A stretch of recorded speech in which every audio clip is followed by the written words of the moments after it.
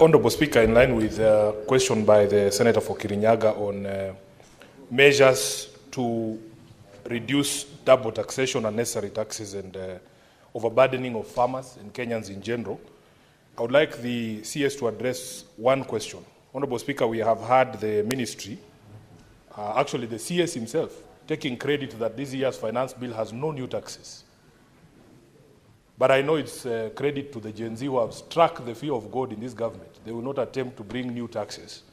What are you doing about existing taxation, Cabinet Secretary, that you found, including the housing levy, the increase in pay, and VAT on fuel, that has seen the cost of taxes on a litre of petrol exceeding the cost of the product? I thank you, Honourable Speaker. Senator Mofai. Thank you, Honourable Speaker. Mine is a supplementary question. Says Treasury. Honourable Speaker, this country has witnessed for decades some grievous disparities in distribution of developments across the country. Talk of roads, talk of water, talk of industries and so forth. So as the minister in charge of the National Granary, is there any written policy that is supposed to guide you on how you are supposed to distribute the national developments? And I'm asking this, Honourable Speaker, on behalf of very many Kenyans. You find some areas have been neglected for decades. Other areas are endowed with better roads, water, and so forth and so forth.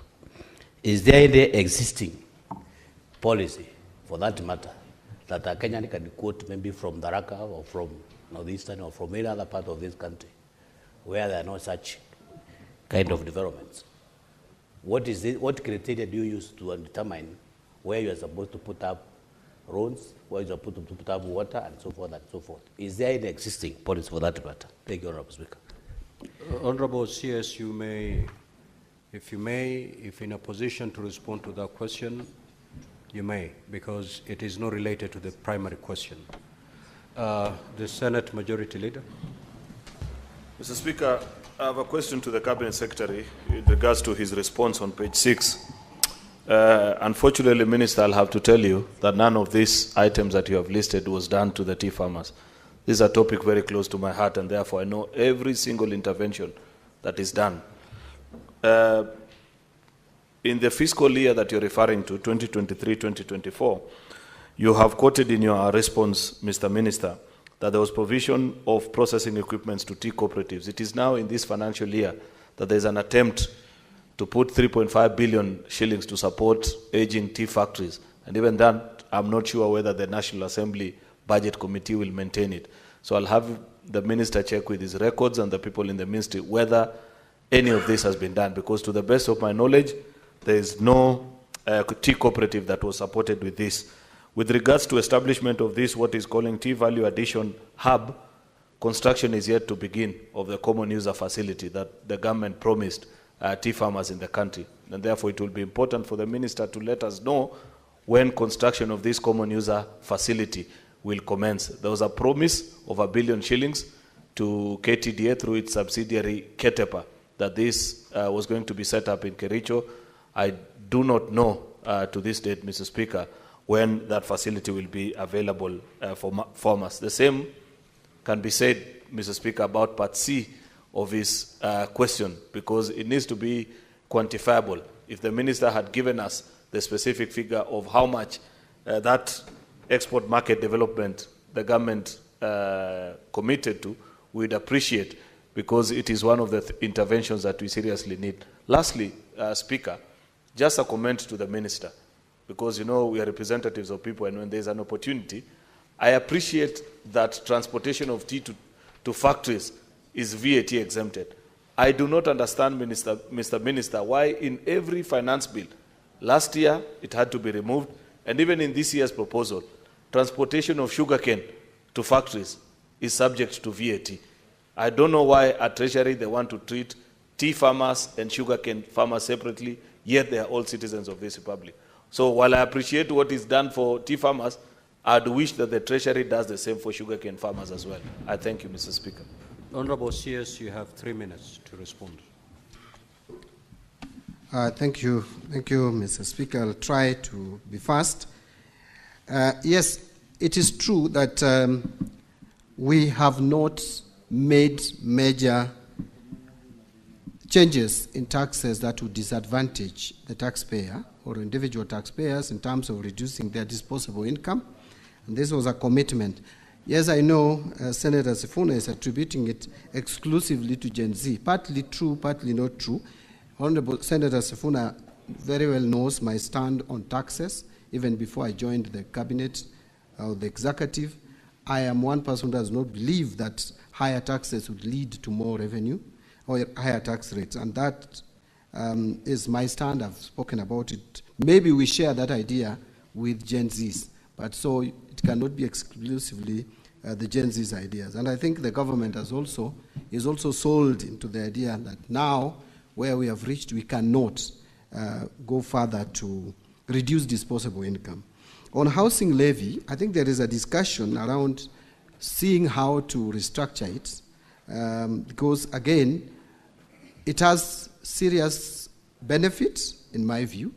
Quite a number of projects are coming up, but at the same time, the individual employees, those with pay slips, have complaints, which you cannot ignore.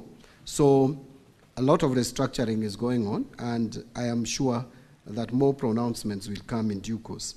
On the issue of payee, again, also we are looking, actually this financial year, when we were preparing the finance bill, we even did some simulation on how to reduce the pay as you earn. But what stopped us from implementing it with this finance bill, and I think we are going to consider it in the next finance bill, alongside the reduction of corporation tax or corporate tax from 30% to 28%, we considered reducing to 28%, was the failure by KRA to meet its revenue targets. And so we thought that as we carry along with the reforms at the KRA, we should not be doing too many things at the same time. First, let us see what the reforms at KRA, in terms of automation and in terms of making it efficient, is yielding to us. Then we can now move to the next step of reducing the tax rates to increase disposable income. But it is an idea that I support, Senator Sifuna. And that also goes to the heart of fuel levy or road maintenance levy.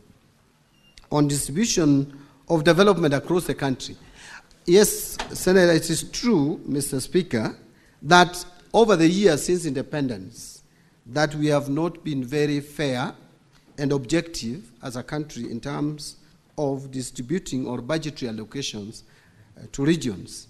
And this is what has brought the tension that we have in the country, where people believe that for you to get development, then your people should be the ones in power. And I think devolution was meant to cure this, but it's still at the same time, still it has not been fully cured. We are trying, and it is not something that you are going to do in a day, to try as much as possible to be equitable in the distribution of resources. And I think the budget that we have produced addresses it to some extent. It has not fixed it, but addresses it. Take, for example, and I've given this example, that since independence, the children in Tana River have been eaten by crocodiles as they crossed River Tana going to school. For bridges, one bridge costing just 100 million, yet you find many of us have tarmac roads up to our homes. It is not fair. So many of us have tarmac roads up to our homes. So many of us have tie-piped water in their houses, even in rural areas. Yet Tana River, those children, for just 100 million, have been eaten by crocodile. That is, we cannot live in such a country of iniquity. So, inequitable resource distribution. Remember, for the first time, I want to say here, Dadaab constituency, for example, is going to see 30 seconds more. The first tarmac road. And I can go on and on. And you see the first major road in northern Kenya being under construction since independence, all the way from Meru, Isiolo, going to Garissa, Wajir, all the way to Mandera. 740 kilometers being done in this government to enhance equity. Now, the majority leader talked about, I can just answer the majority leader by saying that I am going to follow through some of these initiatives, including the support to tea cooperatives, common user facility and all that. We have put some allocation in the budget. I hope they will not be taken away by the National Assembly. And then I will make sure that the monies are released or the exchequer is released to support the tea sector. Thank you very much.